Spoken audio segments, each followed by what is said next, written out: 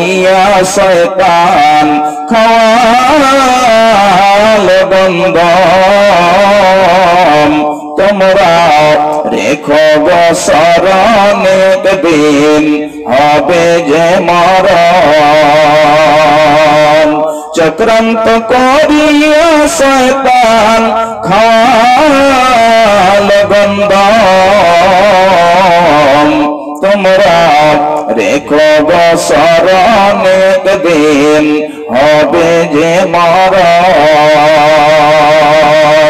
শয়তান তোমাদের শত্রু বটে বলে নিরঞ্জন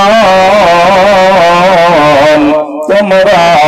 রেখো গো স্মরণে একদিন হবে যে মরণ ইব্রাহিম এক নবী ছিলেন ইব্রাহিম এক নবী ছিলেন কুরবানির আদেশ পেলেন আরাফাতে যাওয়ার সময় ধোঁকা দেয় শয়তান